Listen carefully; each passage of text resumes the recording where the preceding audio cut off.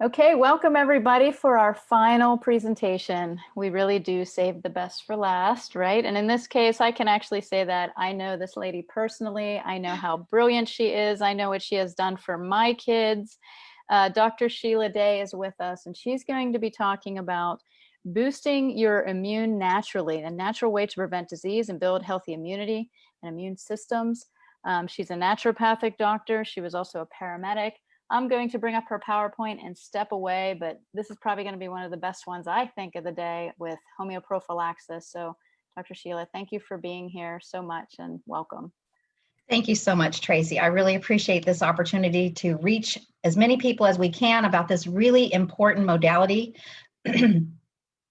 I want to ask for grace. I am using notes because this is very passionate for me, and I tend to go down rabbit holes and chase squirrels, and we've got limited time. I could speak for weeks about this, but I've got notes I'm going to be referring to make sure I hit all the important topics. Like Tracy said, I am a former paramedic, and as I was in the field, a lot of things were coming to my attention more and more, and I felt that I needed to learn to take care of myself and my family. So I got into school to be a naturopathic doctor. I remember lots of calls with frantic mamas with their newborns having fevers and seizures. And I can remember their faces clearly today, like it was yesterday. And I wasn't putting pieces together. I just wasn't getting it. And the coldness that we were trained to ignore this, that it was just normal and tell the parents it's normal, don't even bother to transport. Those faces haunt me today because I didn't know what was happening, and these poor mamas were so scared. Along my path of education as well, my first grandson was born and experienced some really awful effects. And my daughter was wise enough to understand it just happened right after he was vaccinated within hours. I felt really helpless. I was also very upset and just on fire to find out what in the world happened. What happened? Somehow I got in touch with Dr. Dana Allman's office. He's a well-known homeopath in the United States that teaches homeopathy. He has tons of education. And his secretary asked me if I had heard about homeoprophylaxis. I didn't even know how to say it. I didn't know what she was talking about, but she told me to contact Dr. Isaac Golden in Australia. So I did. He's an amazing homeopath in Australia, decades long of work in the homeoprophylaxis industry field doing research. Anyway, so I linked up with him. I took his courses in homeoprophylaxis as well as detoxing vaccine injury because now I had a grandbaby that had suffered severe negative reactions to toxic injections.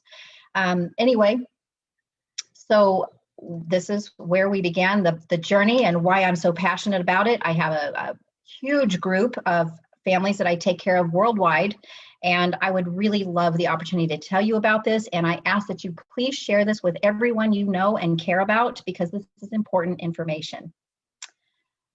Okay, next slide. So what is infectious contagious disease? Well, it's an infective immune process that can be passed from one person to another. Next.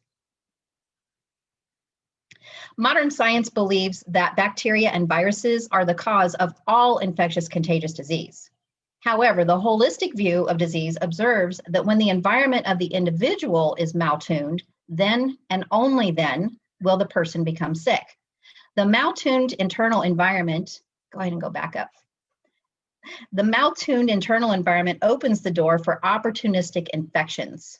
In the media and in our communities, we now see heightened fear of infectious disease. And in a way, it's perfectly understandable because nobody likes the thought that their child could be carried off or damaged by diseases like diphtheria or polio. But we may fail to remember that we are part of the natural world, that we owe our physical existence to the vast intelligence of nature and the intricately balanced ecosystems in which humanity involved. We have co-evolved with many of the organisms that medicine is trying to eradicate. From a holistic perspective, we have relationships with those organisms that we don't even yet fully understand. For example, Streptococcus, that's a microbe that's been the target of the highest number of prescriptions of antibiotics for children. Well, it's part of our normal healthy microbiome. It simply needs to be in balance within a healthy body. Next. So what is the role of acute disease? Well, let us consider the possibility that our health as a species depends on the intelligence of nature, that nature formed us and nature knows exactly what we need. That the disease microbes that we have evolved with, far from being senseless killers, may in fact have a symbiotic relationship with us. In fact, there's now a growing evidence that the disease organisms which we are trying to eradicate, or in many cases, which we've virtually eradicated, they're actually essential in the development of our human immune system. We're going to touch on that a few minutes later. As holistic practitioners in times past commonly treated children as they went through what used to be the normal spate of childhood diseases like measles, mumps, chickenpox, they observed that following the recovery from these illnesses, children would often undergo a developmental spurt. So this could be seen in physical growth, but also in learning. In a general way, they emerged from the illness more robust than before. The holistic explanation for this phenomenon is that the disease provided a way for the child to expel or heal their miasmatic inheritance, the dross of epigenetically encoded patterns of disease passed down from previous generations.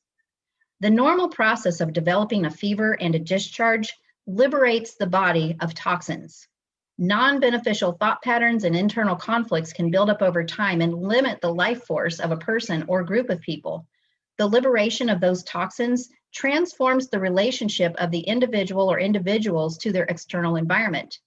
This natural exonerative process results in specific immunity, which for some diseases is lifelong. Next. So what is the immune system and how does it work? Well, the function of our immune system is in a general way to discern what is me, what is not me. What do I accept into myself? And when something is present that is not me, how do I come into balance and coexist with it? Next. This is a picture of the natural process of disease. And this is really, really important that people understand. Once you understand this, it removes fear of fevers and eruptions and discharges. This is probably one of the most important pieces that I learned and that I think that anybody can learn, the natural process of disease. And what allopathy is doing is shunting this process so we never gain full resolution and we end up with chronic problems. So you get an exposure to a pathogen and they've got the prodromal period where you might have a chill, some other kind of hint that something's happening. The fever begins so that you can have an antibody production and develop a discharge or eruptions and have complete resolution of the situation. Moderate fevers are required to stimulate antibodies, which will bind with the viral components, and then the immune system cells will localize these foreign particles and work to engulf and remove them from the body via discharges, eruptions, or through the large intestine in the stools. High fevers and discharges are needed to kill invading bacteria. Reduction of fever during a bacterial infection can lead to further invasion. So that's what's happening with a lot of chronic disease is we are not allowing the body to work through these processes to get rid and resolve the situation. Another thing that's happening is the lack of immune challenges that's leading to weak immune systems in children and adults because they never get a workout. If you never work out or do any kind of physical activity, you're going to be weak and probably get sick. Same with our immune system. Next. So how is disease influenced? Well, frequency of outbreaks of acute disease is in direct relationship to how particular environment is limited in supporting particular aspects of human life. Overexposure to heat, cold, lack of sleep, lack of nourishment or shelter, overcrowding and poverty all increase susceptibility towards infectious contagious disease processes. Rather than seeing pathogens as responsible for the disease process, one can say that pathogen survives as a result of conditions which are conducive to that disease process. An individual succumbs to an acute viral or bacterial illness because of various factors that in combination increase the susceptibility of the person to contract the disease entity. A disease becomes contagious by its virulence or its existence in a population that shares the same physical, social, religious, cultural, political, or economic susceptibilities. If a person or a group of people develop immunity and survive the illness, we can say that the level of susceptibility in this individual or group has been satisfied by the illness. In the largest sense, we know Some people are stronger and possess greater biological conviction after an acute process. So we can say that the infectious process acted as a tonifier, a liberator of something deeper in the individual's health. Next. So what is health? Well, true health is not a matter of producing antibodies to specific diseases. If that were the case, we wouldn't be seeing outbreaks of diseases such as mumps and pertussis in fully vaccinated populations. True health is a multifaceted process, and it includes sometimes getting sick. Exposure to microbes teaches our immune system to recognize and mount an appropriate response to bacteria and viruses. Microbes are all around us, inside of us, on our skin. Disease is not separate from us. The complex task of keeping these microbes in balance begins the first day of life. It happens by contact with life itself. Manipulating germs carries terrifying risks. This manipulation derails the brilliant design of our Creator and his brilliant natural evolution of immunity that's taken place over millions of years. Inoculating against specific germs by injecting antigens mixed with preservatives, adjuvants, and foreign DNA directly into the bloodstream, that is not a sustainable answer to the immune system enjoying long-term health. Health is not about forcibly producing antibodies. We must remember that a healthy immune system is the cornerstone of disease prevention. The ability to mount an appropriate response to a threat of any kind is a hallmark of good health. Healthy lifestyle choices, diet, exercise, hydration, proper sleep, avoiding toxins, reducing stress, all of these things are essential. The additional use of supplements, herbs, essential oils, and even acupuncture can help reduce susceptibility to infectious disease. Are these lifestyle choices adequate? Well, we know that the tendency to chronic disease is inherited and it compounds over generations.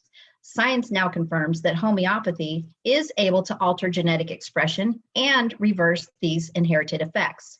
So, how can HP potentially fill the need for building long-term health without putting undue toxic burden on the immune system?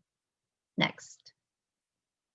So, what is homeoprophylaxis besides being a tongue twister? We'll break that down. Homeo is homeopathic and prophylaxis is prevention. So it's homeopathic prevention, or HP, to keep your tongue out of ties. It is actually a method of disease prevention that is safe, natural, effective, and does not cause tears. It's been used successfully for over 200 years worldwide, even during numerous epidemics. There has never, ever been a single documented case of injury or harm, and there are no toxins, no preservatives, no chemicals, no pathological particles, and no foreign DNA. HP works by educating the immune system in a non-toxic, logical way. It's an energetic dynamic of transferring information to the immune system, or a set of instructions, if you will, helping to educate and prepare the immune system for a future encounter with the disease. Triggering an immune response at the energetic level using energetic remedies as opposed to material disease of disease antigen plays a role in maturing the immune system. This is accomplished in a way that's similar to how Mother Nature operates in developing the immune system, gently and carefully, single disease by single disease. The immune system is designed to handle one disease at a time. Forcing multiple disease onto the immune system by vaccination, especially the developing system of an infant or a young child, that can throw things into massive chaos, leaving unresolved symptoms that become chronic problems. The philosophy behind HP is different from conventional vaccination in that the microorganisms are not seen as the sole cause of disease, but rather the interplay between the microorganisms and the individual's susceptibility. The healthier the individual, the less susceptible he or she is to disease. Pasteur, father of vaccines, even acknowledged this on his deathbed, that it was the terrain and not the germ. But it was too late, as the germ theory had already been accepted to further the cause of the vaccine paradigm. Next slide. So what can HP be used for? All types of viral, bacterial, parasitic, contagious disease, these including airborne and childhood diseases like chickenpox, influenza, whooping cough, insect-borne diseases like malaria and dengue fever, and food and waterborne diseases like cholera, hepatitis, and typhoid. It can be used for communicable childhood diseases, epidemic diseases, and endemic infectious diseases that may be encountered while traveling. We can actually make a homeoprophylactic remedy for any disease, even the ones that there are no vaccines for. Next slide. Who can use HP? Well, newborns through the elderly, pregnant and nursing mothers, those in debilitated and immune compromised states. It's suitable even for companion animals. More and more vets are using homeoprophylaxis as well for our pets because they're seeing the health problems that are coming to the pets after vaccinations. So there's even an emerging body of research that shows it also prevents plant diseases in home gardens and even large-scale agricultural operations. Homeoprophylactics can be administered by anyone who is under the supervision of a certified HP practitioner. And programs are customized to individual needs and situations worldwide, from newborns, teenagers, college and medical students, travelers, missionaries, adults, senior adults, and yes, your pets and your plants. Next slide. So how are they prepared? Well, they are prepared from original disease tissue. The dispensary I use actually has original disease tissue from 100 to 150 years that has not been genetically modified or mutated. They are made under strict homeopathic pharmacopoeia guidelines and supervised by the FDA so that not a single molecule of the disease tissue remains. The original material is ground up and dissolved in alcohol, and that's termed the mother tincture. 1 drop of the mother tincture is added to 99 drops of pure water or alcohol in a new bottle, and then it's shaken or succussed or agitated 10 to 20 times. This bottle is called the first dilution.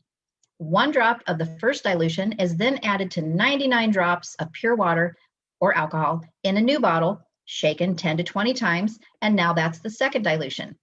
This process continues in the same way until the desired potency is reached. Homeopathic potency equals the number of dilutions. So a 30C potency of a homeopathic medicine, for example, that's the 30th dilution of the mother tincture.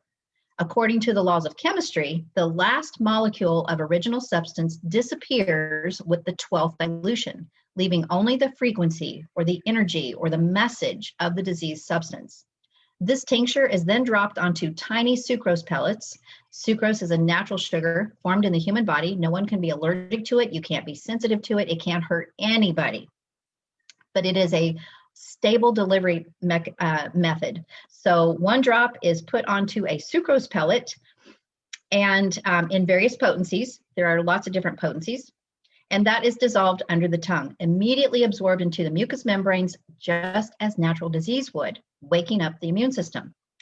So these are called nosodes because they come from diseased tissue. They are regulated by the FDA as biologics and can only be purchased by specially trained and certified HP practitioners, where other homeopathic remedies can be purchased over the counter or online by anyone. Next slide. This is a question that we get: is HP safe? Well, if you cringe at the thought of injecting your tiny newborn or even yourself with conventional vaccines loaded with neurological chemicals and additives that can damage health for a lifetime, and your investigation into vaccines has led you to desire another option, you need to know about HP. HP is 100% safe, non-toxic, and actually helps improve immunity with absolutely no risk. All vaccines contain toxic ingredients, but homeoprophylactics contain only the energetic frequency of the disease on a sugar pellet, nothing else. Homeoprophylactic remedies produce gentle, energetic effects rather than potentially harmful chemical effects. For over 200 years, they've been used worldwide across all stages of life without a single documented injury or harm. Also, unlike conventional vaccines that can shed for weeks after administration and cause others to get sick with the disease, as well as making the individual sick with the disease they just got injected into their body, HP doesn't contain a single molecule of the disease germ or any ingredient, so it can't make anyone sick, can't cause shedding. Again, HP is 100% safe for everyone. Not only is it safe, it's actually associated with long-term improvement in general health of recipients. We'll touch on that a little bit more later. Next slide.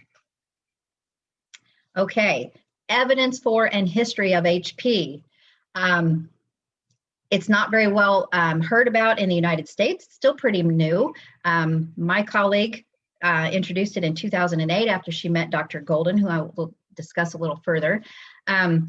Anyway, being used worldwide for over 200 years, there is lots of documentation, as you know, with all other natural health information that is being completely stripped of our history books, our searching abilities online.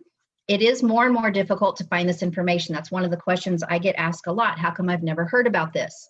Well, we have lots of reasons that, there are agendas trying to keep us from this information, just like other things that help us, the cures for cancer. Anyway, back in 1799 is the first recorded use of HP when Hahnemann successfully contained the spread of scarlet fever in Germany. 11 other doctors followed suit and treated 1,646 children, and only 7.4% developed the symptoms. Those that were not treated had a 90% infection rate. In 1815, Hahnemann treated 183 typhus patients, so they were already sick with typhus. He treated them with an HP prophylactic, and this was at a time that typhus was considered incurable by the medical world. He only lost 2. That's pretty significant, powerful. In 1831, European cholera epidemic. The death rate of those not using HP was 54 to 90%. Those that were treated with HP was only 5 to 16%. That is powerful. In 1905, US smallpox epidemic, 3,000 people were treated with HP with a 97.5% success rate. Next slide. In 1918 to 1920, the US famous Spanish flu, the death rate for those not using HP was 30%. Those that were treated with HP, 1%. In 1974, Brazil had a meningococcal outbreak. 18,640 people were treated with HP, and they only had 4 cases. Whereas they had another population, only a third of that size of 6,340, and still had 32 cases, which is 8 times the amount. That's pretty significant. 1975, Buenos Aires had a poliomyelitis epidemic. 40,000 people were given HP and no one became sick. In 2007, Cuba did an intervention with leptospirosis. Leptospirosis is a bacterial spirochete that's common in areas of high flooding, hurricanes, and so there's a certain time of the year where that's very prevalent. The rats and rodents would urinate, and it would stay stuck in these holes of water, and the bacterial spirochetes would grow. And if you walked through these puddles and had large pores or open sores, you could contract this. It was a very deadly situation. Over 70,000 cases a year and lots of deaths from that. In a population of almost 11 million people, that's a lot of people to try to vaccinate. So they did an intervention in 2007 and treated 2.3 million of the highest risk communities with homeoprophylactic leptospirosis. At the end of the first year after being treated, their cases dropped from 70,000 cases to 4 suspected, not confirmed cases. No deaths.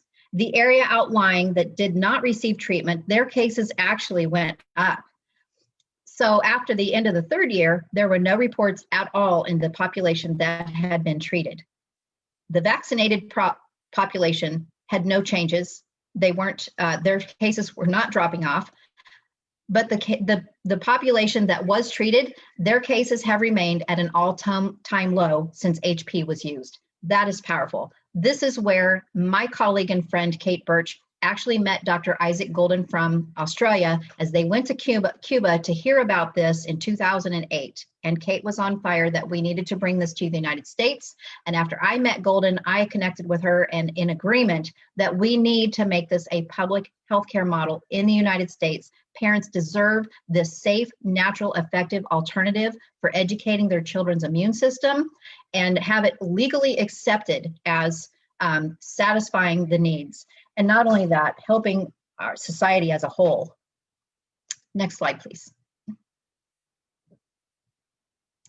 2011 to 2013, India did a similar study with malaria because in 2004 to 2010, they had alarming increase in deaths. Significant improvements were noted in those treated with HP in only 9 areas. Those that were not protected were 5 times more likely to contract it. So the health minister expanded the program to include 20 areas. And then we've got Dr. Isaac Golden, Australian homeopath. He is actually the one that's done the research and the studies. We are now doing it here in the United States with my group as well. He has 20 plus years of research on nearly 3,000 case studies in Australia on HP. And what his studies have resulted is children treated with HP were healthiest across the board throughout their lives compared to vaccinated, non-vaccinated, and even those treated with classical homeopathy. So HP has shown to actually increase the vital force of the individual. Working out that immune system and educating it towards infectious disease on a regular basis would be like you going to the gym and working out every day. You're going to have much different health than somebody that sits in front of a TV, watching TV all day and eating non-food. So there's a link right here if you want to take a picture of this and go in and see some more. There's tons of studies regarding chikungunya, dengue fever, cholera, diphtheria, hepatitis, influenza, Japanese encephalitis, the leptospirosis, malaria, meningitis, pertussis, poliomyelitis, scarlet fever, smallpox, and other viral diseases. Go in and find this link right here. There's lots of information. Next slide, please. Okay. Oh, another point that I wanted to make, that's why I keep these notes because I forget things. Large scale studies, the other reason that we don't have a lot of the research that's published is because funding is difficult. The bulk of the health studies are paid for by well-funded pharmaceutical organizations, and pharmaceutical companies are some of the wealthiest and the most powerful companies in the world. And you know this, and they also can skew the results of their research if it does not meet their agenda. So with the research that we do, it is all self-funded. We have no funding, so it is much more difficult. It's not that there's no credibility for HP, it's that we don't have the kind of funding that massive organizations have with pharmaceuticals. Okay, so why do just nothing? Well, we meet parents all the time who are bright, intelligent, resourceful. They care deeply about their children. I think all of us want to protect our children, but we just don't always have the right information. Doing your homework, investigating the ingredients in vaccines, questioning the risk to premature babies, immune-compromised children, and other atypical populations. And as a result of the investigation, many people more and more are choosing not to vaccinate, and we applaud you. The risks associated with modern vaccination are well documented. Disease outbreaks and fully vaccinated populations underscore the fact that our current system is not working. And I won't get into a lot of that because Dr. Judy Mikovits did a wonderful presentation last Saturday that you can find on the Weiner Wellness Center Facebook page. She's amazing. Dr. Sherry Tenpenny has tons of information out there. Charlene Bollinger with The Truth About Vaccines, tons of resources, and they're getting ready to launch a 10 series thing on The Truth About Vaccines 2020. I encourage all of you to plug into that. It's free content. Everybody needs this information. I let them do all the specifics about vaccines. I just want to come in and talk about HP. But Dr. Lyndon Smith was quoted as saying that vaccines are not working and they're dangerous. We should be working with nature. And then we've got Dr. Andrew Wakefield, who stated measles vaccine has destroyed natural herd immunity and replaced it with a temporary, inadequate quasi-herd immunity that necessitates dependence on vaccination along with increased risk of severe adverse outcomes.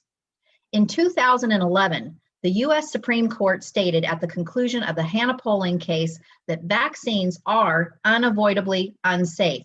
Yes, they did say this. This case brought attention because Hannah was injured by the DPT vaccine, and her father just happened to be a Harvard doctor who had the means of pursuing her case. Every society needs a way to protect from infectious contagious disease.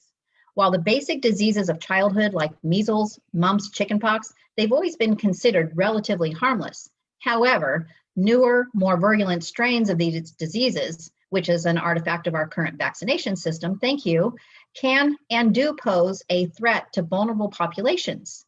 If vaccines are not helping us solve the problem long term, we must look elsewhere for solutions. So why undertake homeoprophylaxis instead of just doing nothing? Simple, to educate your child's immune system towards infectious disease. The act of coming in contact with highly attenuated or weakened natural disease agents carries great benefits. Our creator had a plan when measles, mumps, and chickenpox were designed. This biological education includes mounting a fever, creating a discharge or eruption, and finding resolution, the steps for building maturation of full immunity. Our good health is dependent upon harmonious relationships with viruses and bacteria. These life forms possess a directive to live and thrive, mutating if necessary.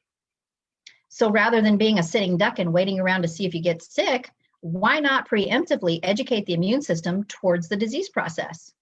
HP delivers one disease at a time in a pure and gentle manner. It's introduced through the mouth where the initial immune response can begin. This in turn enhances immunity. Enhanced general immunity is added insurance for long-term health. There are no preservatives, no antibiotics, no chemicals of any kind, just the vibrational pattern of the disease itself. Next slide. Okay, so now we get into some of the benefits of these diseases and what our creator designed from the very beginning. Researchers have investigated whether mumps might engender immunity to ovarian cancer through antibodies against the cancer-associated antigen MUC1, abnormally expressed in the inflamed parotid gland. Another group has found that adults are significantly protected against non-breast cancers, genital, prostate, gastrointestinal, skin, lung, ear, nose, and throat, and others if they contract measles, rubella, or chickenpox earlier in life. Another group found that contracting measles in childhood reduces the risk of developing lymphatic cancer in adulthood. Another group found that infection with measles during childhood is significantly protective. It cuts the risk in half against developing Hodgkin's disease. Next slide.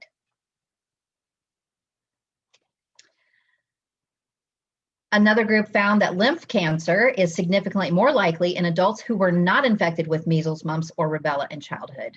Another group found that infants with the least exposure to common infections have the greatest risk of developing childhood leukemia.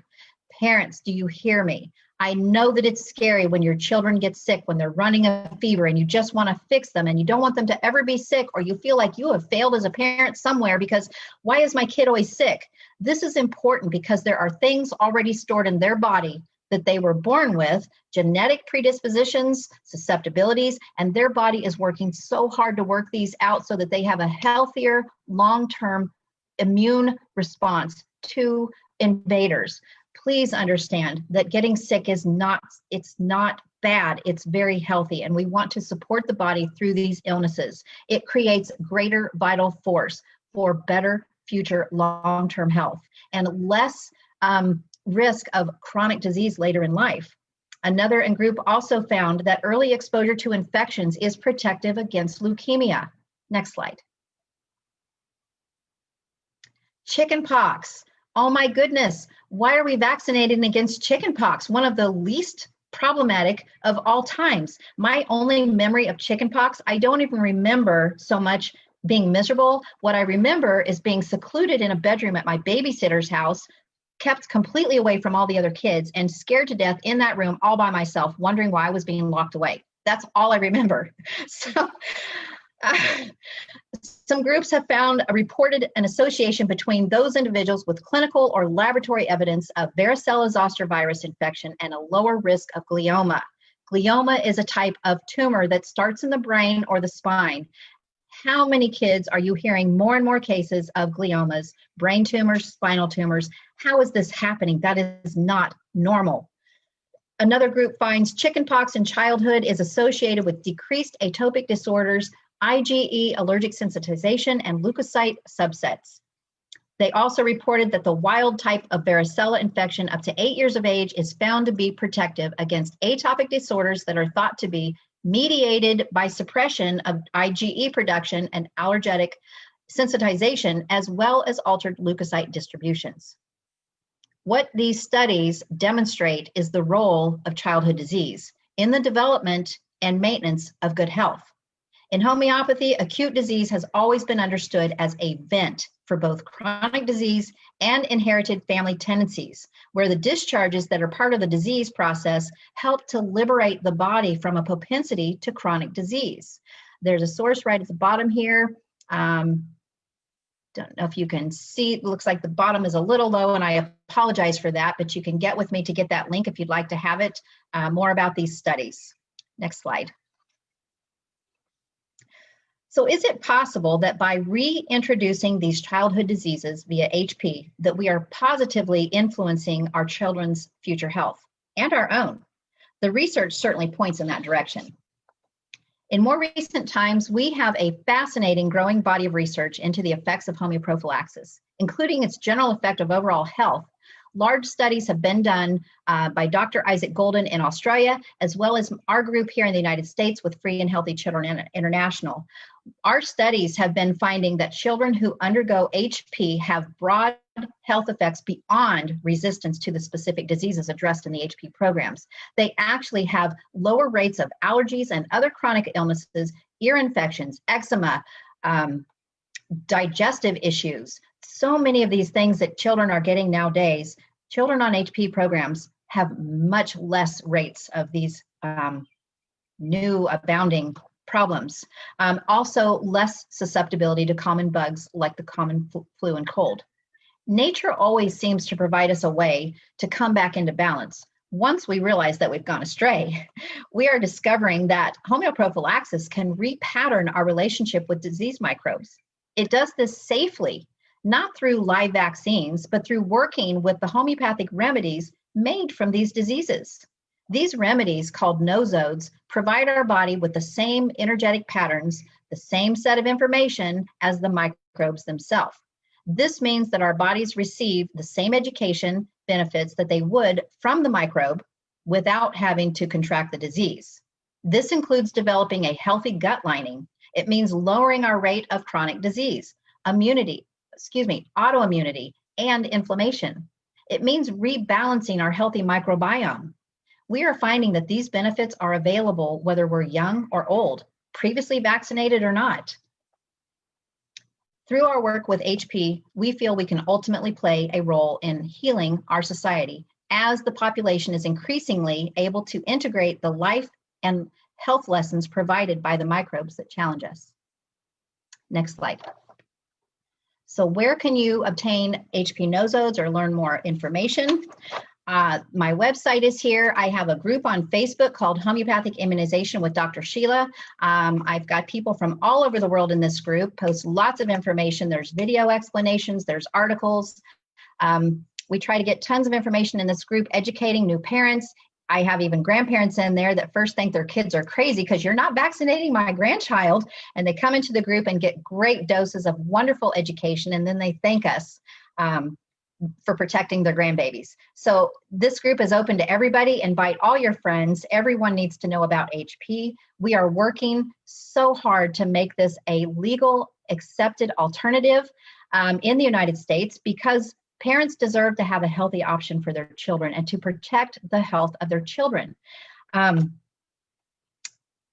I've also got a website there. Some people like to just purchase programs right off my website. I personally like that initial conversation because there's several different options and customization is also available. So there is a standard U.S. children's program that walks you through the 9 major main childhood diseases, but there's lots of other things to consider depending on your situation, where you live, especially other parts of the world. They are customized by that. So I do offer training for my families. I use video platforms because I love connecting with people and talking about HP. I could talk for weeks about HP. My families, I take very personal. They become my families as I help them with HP programs. I have a smaller group that's just for my registered families that I don't advertise because I only invite them in once they're enrolled into programs where I give them reminders and mamas can mingle with other HP mamas.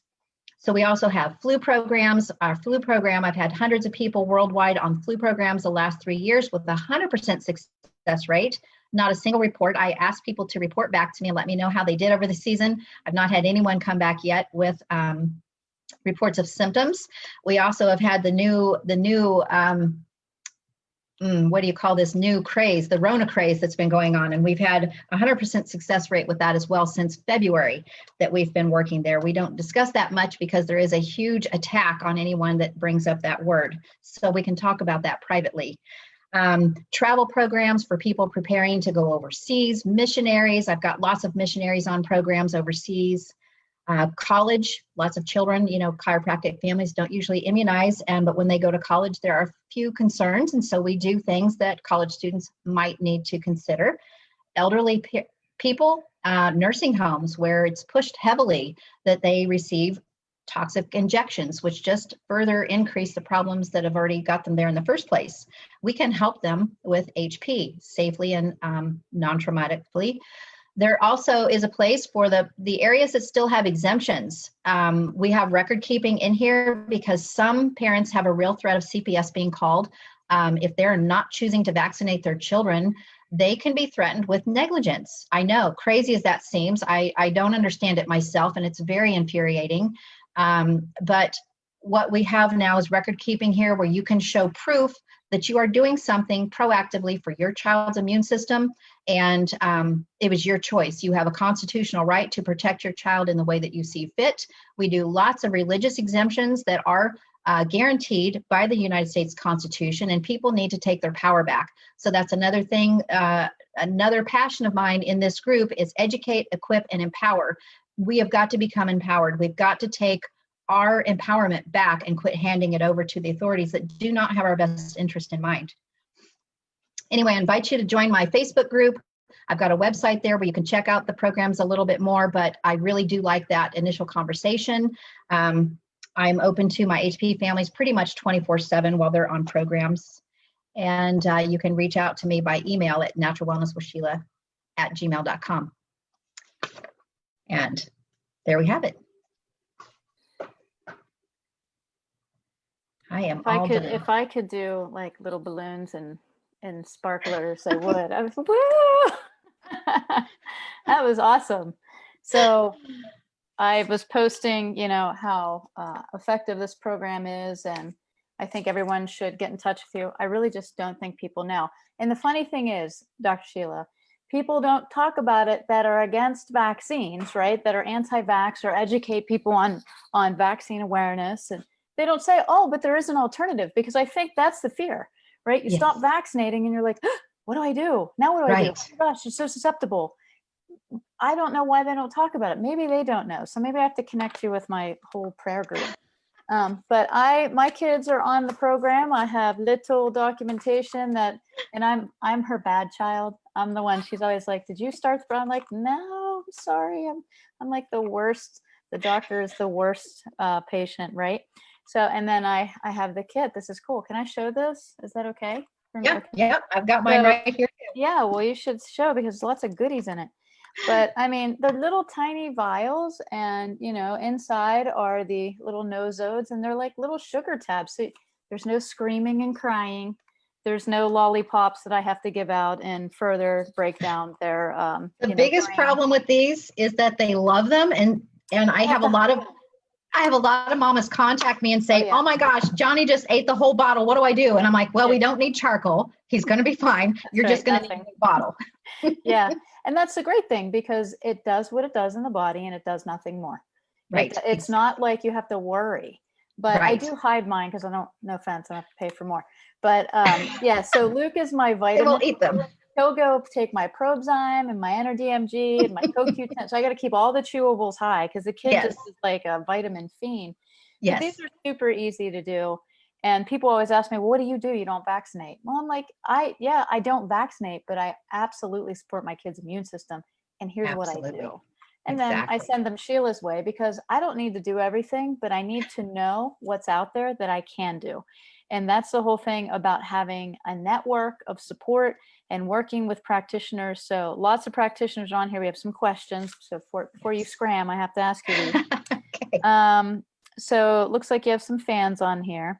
So people are asking about fibromyalgia. Can HP help with fibromyalgia, or would that be more of a homeopathic protocol and something they would need to talk to you about specifically? Well, it would need to be specific. We do have to take intake and consider the whole background, because I have a large group of people that I work with detoxing vaccine. There's so many chronic things we're dealing with that can be tied back to those initial toxic overloads in the system. And yes, fibromyalgia is definitely one of those things that it can be a chronic condition arising from that toxic overload. Okay, good. And eczema, same answer, I would guess. Absolutely. I mean, a lot of these people don't realize that these diseases that we have no idea where they came from. Yeah. Absolutely be an overabundance of toxicity or an over-immunological response. And because we are trained to shunt the body's natural expression when it's going through the process. Even with vaccines, they tell you give them Tylenol before and after. Well, why in the world are you doing that? When I was in paramedic school, this drove me insane. We were teaching fevers, and my question, I still remember it like it was yesterday, and it was 20 years ago. I said, if you're telling me that a fever is a natural protective agent in the body to protect us, why are you telling us to stop that fever? That doesn't make sense. And this is before I knew anything about anything. Right.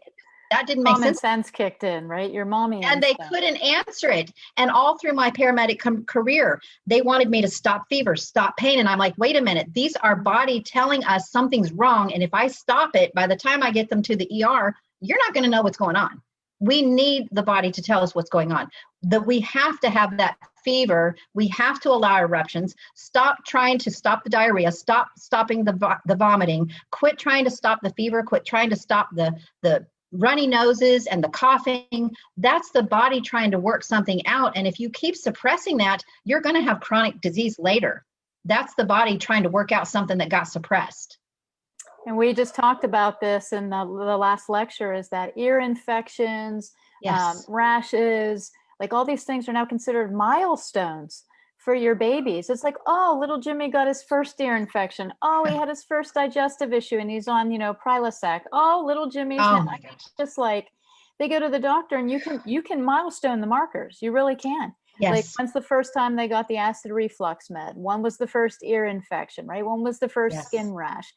And this happens after vaccinations, and they go in, and what do the doctors tell them? It's perfectly normal. Give them some Tylenol. They'll be fine. Just like when they fall back and rip. Like, I know, that's exactly what they told my daughter when my grandson was experiencing 105-degree fever and very lethargic, and his eyes rolling back in his head and having, seizures. And that's not normal. That is not normal. Why are we telling? And that's what I was told to tell people when I would go to these mamas' calls, and they would be frantic, and I would just like have this chill response. It's not that big a deal. I'm not even going to transport because they're not going to do anything at the ER. By that time, it'll be resolved. And it's like, now those faces just haunt me because I know the fear and the frantic. They know something's wrong with their baby and this is not normal. Right. And these are the stories we never hear about. Exactly. Oh, hush, hush. Yes. So tough question. For hospital staff, vaccines are sometimes mandated. Is there anything they can do to get around it? Yes, ma'am. Okay, so you have resources for that? I sure do. Okay, so my suggestion would be to reach out to Sheila because she can get you connected with the right people. Yes. We have exactly what you said. We have to stop handing our health over. Yes. And our rights. Yes. And our freedoms. Yes. I mean, the government is not here to mandate health. They're No. not. And for goodness sakes, I think we've seen for the last 150 years, when we actually put them in charge of it, we've gone like this. We're now sickest, fattest country in the world. People need to start pay attention. Yes. So another question, is there a place if people are interested as a practitioner to become certified in this type of work? Absolutely. Absolutely. I can give you the resources to that as well. Okay. Do they need to reach out to you or can you just give them here? Yep. Okay. All right. Excellent.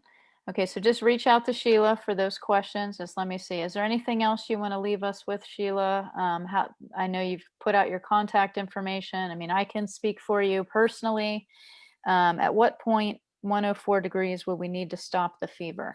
Well, I know from experience, and you're a paramedic, so I one time had the head of pediatrics at our local hospital tell me it's not really how high it gets. You don't want to go up to like 105, 106, but it's how fast it climbs, which can create seizures. So I would let my kids personally, and this is not a recommendation for anybody, but me personally, I'd let my kids burn to about 104. And then I would use your old grandma school methods, right? I'd be using the whole washcloths and, a bath. And I learned some really cool techniques in homeopathic, just giving those to help bring fevers down. So what say you? At what point do you say, okay, do this? Well, what I've learned in the circle where I've been working with this is it's not really about the number. It's about how the child's acting. Some children can run 104-degree fever and they're acting perfectly normal. Their body is handling it. They're fine. They're working through a situation. Other kids at 100 degrees, I've got one grandbaby. Boy, he is down and out and he looks awful. So the one that's running around at 104 looks perfectly fine. So if you're worried about numbers, that's not going to give you the right results. Watch the child. Our body has regulatory compensatory mechanisms and it knows how to protect us. And we're not going to, that case that I heard in paramedic school was, oh my gosh, we don't want brain damage.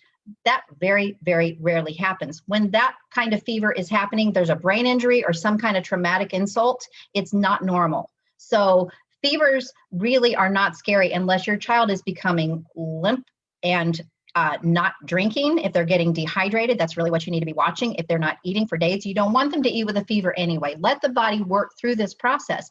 Also, another thing, if a fever gets stuck, we have homeopathic remedies that we use when I'm detoxing kids from vaccine. Sometimes those fevers will just get stuck and they just won't move. So we like to help them naturally and gently push through that process that they're just stuck in. Awesome. Great answer. And yeah, it goes with everything. You don't treat the data, right? You treat the person.